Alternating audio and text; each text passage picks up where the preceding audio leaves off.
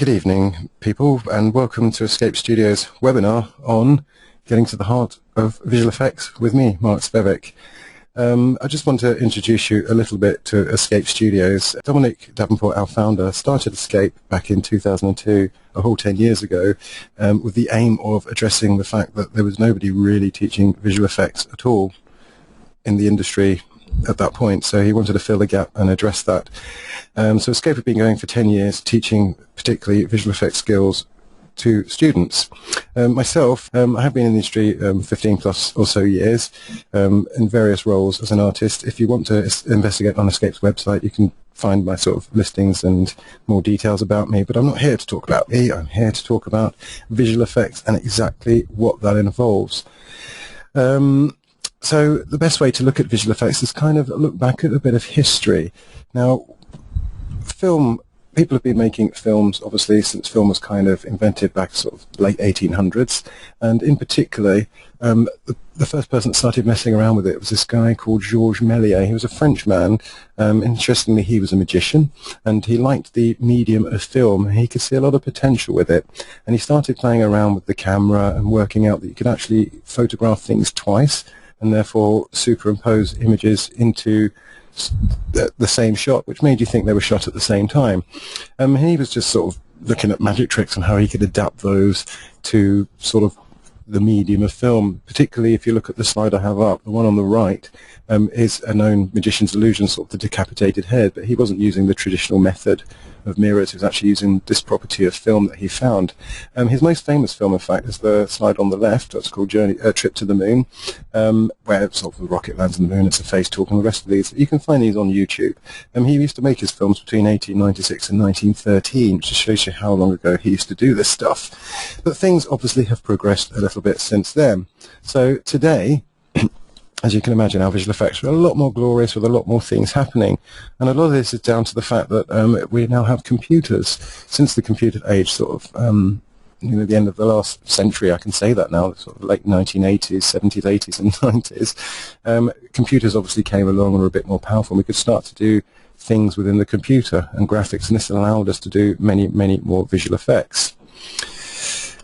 So interestingly, that sort of broke down visual effects into two disciplines, where we have mechanical and we have sort of computer-based ones. And interestingly, we still use a lot of mechanical effects today. If you look at the slide on the left, that's actually the stunt in Batman, the last Batman movie, where that Juggernaut does in fact flip over end from end when the Joker blows it up. Interestingly, that was not computer generated at all. That was a real physical effect. They went out there, shut the roads down, and actually blew up this truck, so it did actually flip over in that way. Because sometimes it's much better to film it than actually create it in the computer, because it can look more real. Obviously the shots on the right, sort of from 2012 there, and these are sort of more digital effects, because sometimes where digital takes over is that it might be too dangerous or just not economically viable to do the effects for real. So this is why we have sort of the computer-based stuff. So let's look at that into a bit more detail. So as I mentioned before, the whole idea of creating special or interesting effects on film, which is anything out of the ordinary, these days is broken down into two disciplines. We have what we call special effects, and we also have visual effects. It gets very confusing for people, because people just think special effects, but actually the special effects is what we tend to define as these days as the practical effects, the physical effects. We go out there, you make models, you blow up stuff for real, and the visual effects, we define that as the digital or the computer-based stuff, which is generated a lot later, obviously in a safe, darkened room, and generated on a computer. So these are the two types of effects that we have. Now, interestingly, here at Escape, we don't particularly go with the special or the practical effects. We particularly look at the computer or digital effects. And since it's all based on the computer, if you tend to, if I ask my mum, or you tend to ask most people these days, they think, oh, it's done on the computer, you must be computer wizards. There must be a lot of talent to use a computer and to get it to manipulate all this wonderful stuff to see. In fact, that's not true at all. It was true maybe sort of when the industry was starting, sort of 10, 20 years ago, when I got into it, there wasn't that many software tools around, so we ended up writing our own software to create the effects that you see today. But things have moved on in the last sort of 20, 25 years, and things have matured. that software we used to write to do particular jobs has now become software tools, and a lot of these have actually found their way onto the market. So these days it's a matter of just learning software skills rather than actually being hardcore programmers or coders. So the type of software tools that have been created by the film industry, you've probably heard of Photoshop, sort of an image editing program. Other softwares are things like Maya, Nuke, Mari, which I'll explain a little bit more about what those do a little bit later on. But these are the kind of softwares that we now use to create these computer effects. And we're particularly going to look at computer effects. As I mentioned, that Escape only teach that kind of thing these days. Now, within that kind of software, again, so within the software visual effects or the digital effects, there are, again, it breaks down into two disciplines. You'll hear these terms quite often, 3D and 2D. 3D effects are sort of where we actually generate imagery and things that never existed within the computer to look like, the environment that might be a building being destroyed and stuff like that.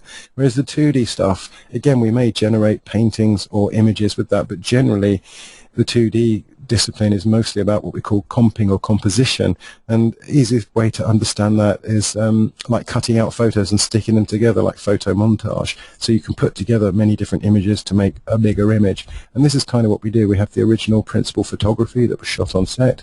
We might have a 3D artist create some of the 3D elements, for example, the characters in Avatar, and then we'll have a 2D or a compositor that will take the background image, will take the 3D stuff and put it together to make it look like that was what was shot at that time.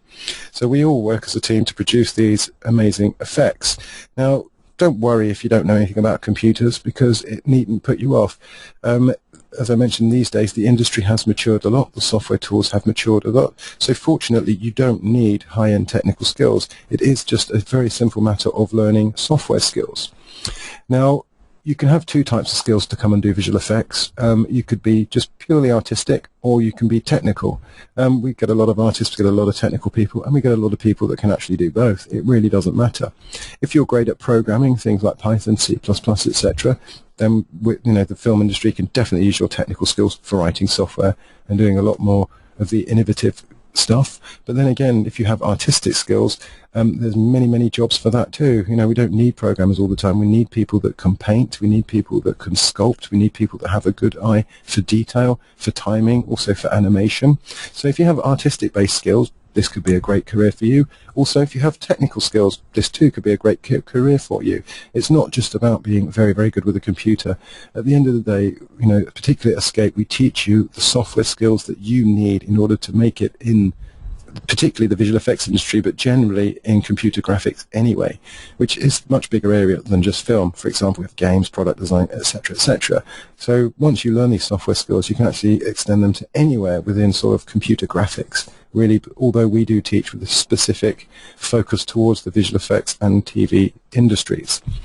Now, I'm going to particularly talk about 3D software because that's my discipline, and I'm the head of 3D here. So let's talk about 3D a bit first. So the types of 3D software at this point in time that we use in the industry are things like Maya, which is the most popular interface, and that's the one that's illustrated here. Other softwares that are used quite a lot in the industry, particularly in film, are softwares like Houdini and XSI. These are products that you can type into Google and find out a little bit more about.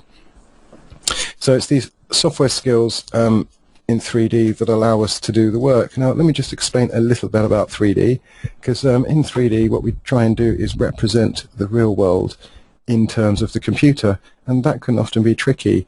The way we do that is, it'll probably remind you back at school. I think most people remember at school the old graph with the X and the Y across the axis, and we used to measure along the X 3 units and up along the Y and draw a little dot, and then you could draw another dot.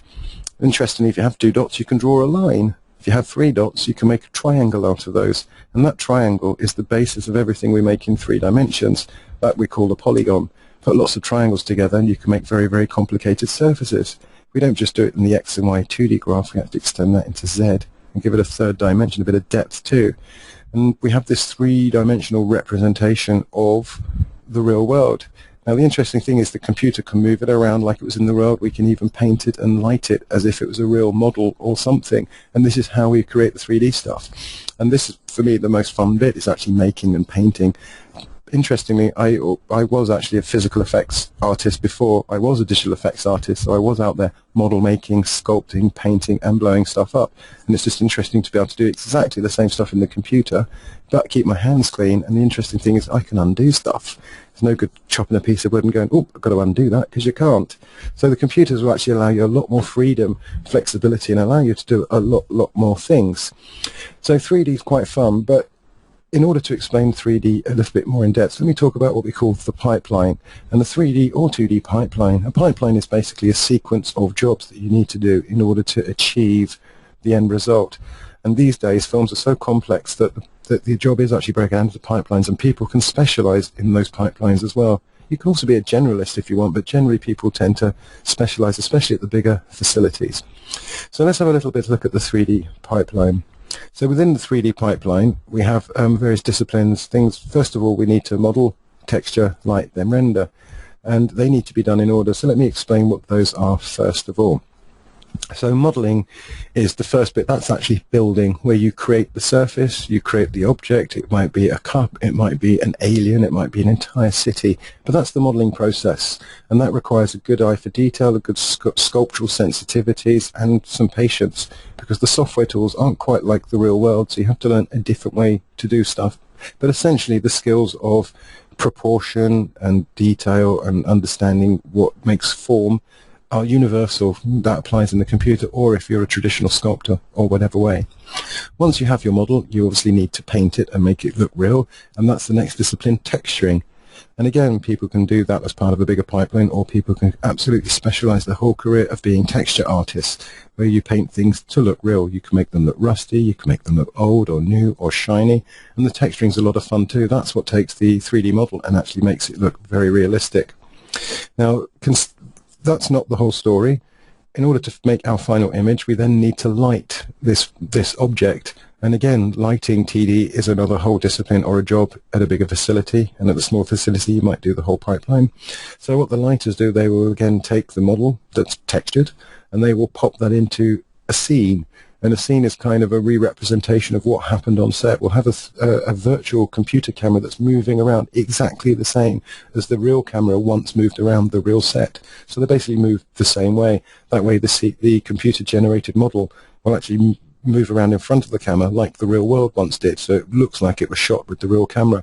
In fact, making that CG camera move just like the real world camera, again, is another, particularly an entry-level job that we call match moving. Now, once we have that in there, we can obviously then light the object, because as it moves through the portions of light and dark, it should hopefully mirror what happened in the real world. So lighting TD not only has to have a good eye for detail, looking at what the real shot and then reproducing that in the computer, but also they've got to know how to be a little bit creative to sell the story, because it's not just one thing about us being accurate to represent the real world. We're also storytellers and filmmakers, so we like to then fake it or over-exaggerate the lighting to tell the story. Again, I'll go back to the last Batman movie. There's some great sequences when he moves in patches of light and dark, but you can all, the points of the dialogue, you can always see his face lit, even though there's no real light around to provide that lighting. So we creatively fake stuff to sell the story as well. Now, once we've set up all that modeling, that texture and the light, we have to actually make the final images, the virtual photograph, if you like, and that process itself is called rendering.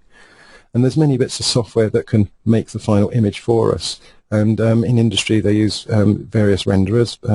Popular ones are RenderMan, Mental Ray, and another one called Arnold. And these things simulate the physics of light in the real world. And we allow that algorithm to work on our 3D model, and it bounces the light around. And hopefully the final image that we produce should look realistic enough that it was shot with the background or the original footage that was once shot. And that's what us 3D artists do. We model, texture, light, render, and integrate them in the scene. But that's not the whole story, as I mentioned. Someone has to actually then take my 3D image and put it into the original photographic plate. And that is the 2D pipeline. Now, interestingly, texturing is also a bit of 2D, because we use Photoshop and stuff, but it's not really considered part of the 2D pipeline within the film industry. The 2D pipeline in the film industry is compositing or bringing together those various elements, the background images that were shot, the CG images that were generated, and then integrating them all together in the final shot, so you believe that that's what happened. So software, the 2D software that's kind of used in that part of the pipeline is things like Nuke. Interestingly, Photoshop and Mari, they're more sort of texture-based and for the textural work, so you often find those two in the 3D discipline. And there is a fair bit of overlap between the two disciplines, for example, camera projection and things like that. If you come into our courses, you'll obviously find out what those means, or type camera projection into Google. So there's a little overlap between 2D and 3D, and that seems to be increasing as time goes on. Now, the kind of 2D pipeline that you might find, as I discussed the 3D pipeline, is things like Roto. This is where you first of all cut out the bits you want. As you can see there, the girl was shot against the green screen. We've all seen the green screen. But Roto or color keying are two methods of cutting her out from the background, like you would with a piece of paper and scissors. We need to cut her out so we can literally stick her on the other background. It is literally like photo montage, as I mentioned. So Roto is cutting that out. And then we have the next process, which is paint and clean up, where if the character's got wires on them because they need to fly through the air, we'll paint those out, or we'll touch up bits and fix bits and pieces, and we'll fix the rough edges of cutting out just to make it look good. So this is called paint and clean up. And then we'll composite, which is where we lay that cutout over the background. And that cutout could be computer generated, or it could be another bit of live action. And this is what we call compositing, the montage bit, when we put it all together. And then during that process, we try and adjust the light, the balance, the contrast to make it all look as if everything was all shot at the same time with the same camera. Quite a big deal. And then once all that is finished, the final process is what we call grading, is to give it that look where they start to play with the colors, the contrast, and give the film a particular look. I don't know if you've ever noticed, but most Hollywood movies are very, very simple colors. You know, the characters all tend to be an orangey color, and all the backgrounds tend to be a bluey gray. That's known as the Hollywood grade. It's quite a typical grade from that. I'm not going to go too much into the 2D pipeline for you, because only next week we have our head of 2D, Davi, who will come in, and just like I am, she will then give you a short webinar about the 2D pipeline and how that fits in with the industry. And then you can hear the other half of the story from our other wonderful head of 2D, Davi, again, a wonderfully experienced artist who's worked on many, many films. And again, if you go through our website at Escape, you can find her resume and see what kind of movies she's worked on, sort of the movies I've worked on.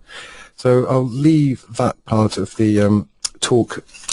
Now, what next? Well, I've briefly discussed 2D, I've briefly discussed the 3D pipelines for you. Now, the wonderful thing is you can actually download free or demo learning editions for all these softwares. You know, if you go to Autodesk website, you can download Maya and XSI. If you go to Side Effects website, you can download Houdini. If you go to the Foundry, you can download Nuke and Mari. And obviously, if you come to our own website, free stuff, which is the URL there, you can actually get some free tutorials from us, which me and Davi and a few of the artists here have done in order to get you started and give you a taster of the kind of stuff that we do here. So please go to those websites. You know, if you're interested, download that stuff and have a little play, have a little fiddle, Google around for some of the techniques and stuff, and particularly, you know, look on our website to see the kind of free stuff you can do with that and interesting things. So hopefully, guys, that's given you a bit of an idea of what's involved in 3D. You know, as I said before, at Escape, we teach you those computer skills. You can come here with absolutely no knowledge, and if you've got some programming skills, we'll push you in that direction. If you're an artist or you have artistic skills, we will teach you the software skills to express yourself as an artist. You don't have to be a technical genius at all. You just have to have a little bit of an eye, great sense of enthusiasm, and you just want to have to come along, make films and blow stuff up generally. And as long as you have that enthusiasm and you're committed, you can certainly come here, and pretty much anybody can learn visual effects. It really, really is that simple these days. You know, the software's accessible, the tools are accessible, the knowledge is there. Just have fun. So that brings me on to any questions. If anybody has any questions, you may type them in now. I've had a couple of minutes where I'll try my best to answer for them. Jack Pryor's just sent me a question for the online course related. So how much should I be spending on computer equipment? Now, that's a very interesting question. That's really quite a difficult answer, to be fair. You need a computer that can at least display the software and also display our online content material. If you look at those website, the URLs that I gave you before, and try and download these softwares, they tell you what the minimum requirement to run those softwares are. So if you look at the specifications of those, you could probably work out how much you should be spending on computer equipment. I know when I was a student, I wanted to spend as little as possible, so that's probably the best approach. You don't need the most modern machine to do all of this stuff. You just need a machine that can actually open the software and run it. It might be a little slow, but at least you can start learning. If you have lots of money, then fine. Go for the big, wonderful machine. Now, interestingly, if you go to our website, we have another branch-off company called Escape Technology, and they particularly sell software and hardware to this industry, and they'll be a great people to give a contact to if you're interested in finding out a computer deal, and particularly they can give you a deal on software licenses as well, even though you can get the free demo student versions for you to learn from. So definitely give Escape Technology a call and see what they can say. Right, I've got time for another couple of questions. Stuart Brown has asked a question: what might be a good first step into a visual effects career? Well, a good first step into visual effects career is to actually be proactive and start doing something. So your first step already is to listen to a webinar like this to find out how to go about doing it. Your next steps would certainly be to get some of the free software, check out our tutorials on our website and have a go and see how you deal with it. And then, you know, if you want, the next best thing obviously is to go onto a course and start to get some training. And once you've got training, you can obviously then start to apply for a job in the industry. And that's specifically what we do here. We teach you over 6 to 12 weeks, enough that you get a show reel, and a lot of our escapees do end up working in the industry. So the first good steps is to obviously look for resources like these webinars and things like that, download the software, get stuck in. Okay, next one, Noel Mahoney. I know Escape does or did an animation course. Does Escape still do this? Now, I'm afraid we don't run an animation course anymore at the moment. But if you look online, there are a few other people that do run animation courses. Braden Barrett's asking a question here. Hi, I've been learning 3D Max as an architect student, but is this a good software to learn for visual effects? Now, that's an interesting question. 3D Max is also a 3D software just like Maya. Now, the principles you learn for making 3D imagery is the same no matter what software you use. A lot of people ask me, what's the better software, Maya, 3D Max, Maya, Houdini, XSI? It really doesn't matter. It's not the tool, it's the tool that uses the tool. That's what I like to say. You know, every one of these software tools have pros and cons. And yes, 3D Max is as good a piece of software to learn visual effects as anything. It's not the tool that we're interested in here. It's your skills as an artist, and those skills can be developed using Max, using Maya, using any 3D software, even a free one like Blender. All right, there's slightly different ways of doing stuff, but the underlying principles are exactly the same. So if you can do it in any of those, then absolutely you can learn visual effects, especially if you're aware of the visual effects pipeline. So yeah, any skills you learn in 3D are good to learn towards that, but particularly in film, we don't use 3D Max, we use sort of Maya. But games artists use a lot of 3D Max. But like I say, it really doesn't matter. As long as you have those skills, they can be applied to any actual software. I've only got time for a couple more questions. Here's one from Wayne Lee. I'm in the process of creating my reel. What advice do you have for someone wanting to get their first job? Well, absolutely, you're only as good as your reel, and there's hundreds of reels out there, so yeah, produce it as much as you can. You know, you could even send your reel in to us, Wayne, and we will have a look at it and give you some advice on that. Absolutely. That's just what we do for our escapees. You know, they all develop their reels, and in the 12 weeks is a short time here to study as well, so a lot of them don't really finish their reels here, and we give them support for a whole year afterwards where they can come back, use the resources, and we tune their reels for them to make sure that they get into industry, and particularly that we have a recruiting department that knows exactly what industry wants, so they're the ones that talk to you and make sure your reel is particularly what industry wants. So absolutely, the only way to get a job is to get a good reel together, or take a job as a runner. But I think these days even runners still need a reel. Personally, I started as a runner. I spent 2 years cleaning toilets. But, you know, you have to do what you've got to do to get on in the industry. I think also the best advice is also just do what you need to, take that job, work hard, show you're conscientious, you will get on. Okie dokie. Jack Pryor, will the software be taught... Will the software being taught be available for the entire course? Absolutely. All the software we teach here has demo versions. When you're at Escape, obviously you use an educational license that we paid for, but that's not a problem. You can go home and use the educational versions. Some of them will have a watermark, some of them won't, but it really doesn't matter on a show reel. Like I say, all we're interested in is seeing your skills. All right, it's not about the software you use as much, it's your skills, and you can develop those in most of the softwares, but the important thing is to develop those skills through training or through tutorials or however. So absolutely, the software is available throughout the course. So Christian Doug, I have a question about the visual effects industry. After what happened with the visual effect artists who are working on Life of Pi, how safe is a career in visual effects? Is it oversaturated already? Now that's an interesting question. There was a lot of politics over the Life of Pi, and the VFX industry has expanded an awful lot in the last 15 to 20 years, and like any industry that's expanded in 20 years, it can only go so far, and I think we had a little bit of a crunch, and this is what that fallout from the Life of Pi was. Now, no career is safe in any industry, especially in this day and age with what's happened over the last few years. You know, so yes, it's as safe as any other career is at this point in time. The best thing you can do is to make sure that your skills are up to date and you have as many of them. That way you're going to be useful to employers, and useful people are always needed. You know, we're never going to stop making movies. If anything, we're just going to use the better and better people. So you're better off you make sure you get the good training so you are at the top of the pile. That way you will get and keep those jobs. Okay, 2 more questions, I'm afraid. So one here from Rodrigo Felix. Is Escape thinking to open a 3D animation course? Oh no, I believe I just answered that one.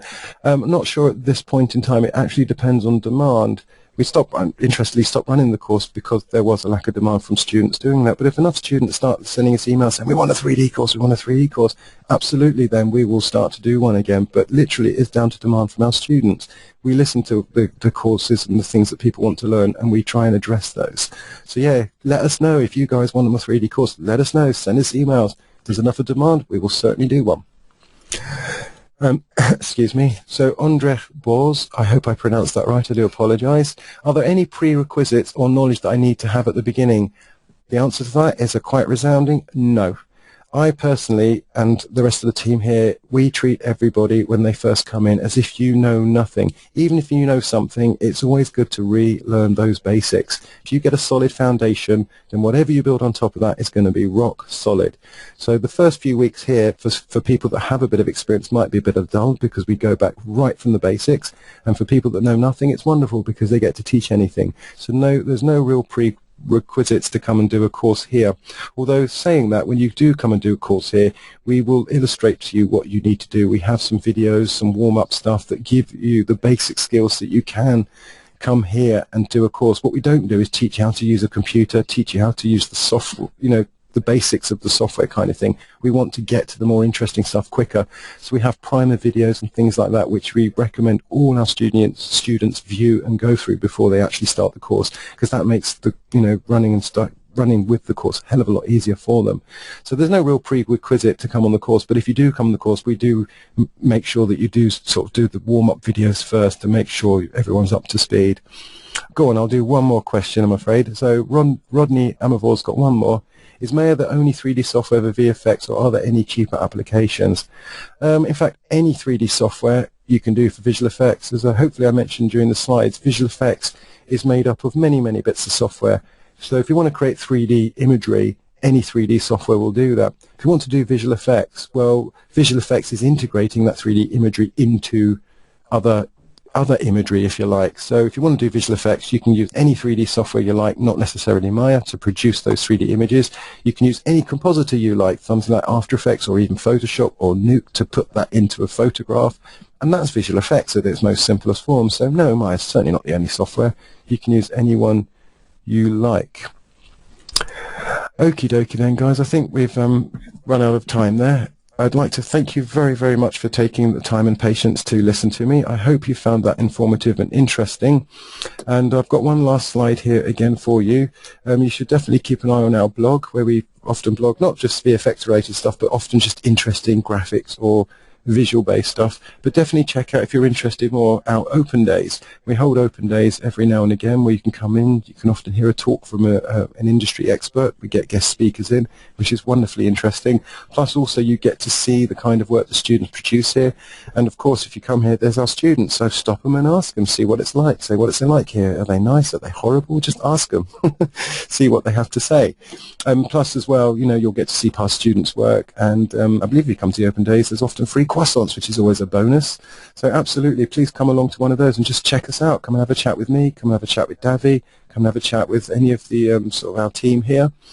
Give us a call. You can see the number in the email there. Just give us a call and express your interest. So hopefully, guys, I will look forward to seeing you on Open Days where you'd want to know more. And don't forget to tune into Davy's 2D webinar next week, where she'll explain a lot more about the 2D side of things if you're not entirely sure which way you want to go.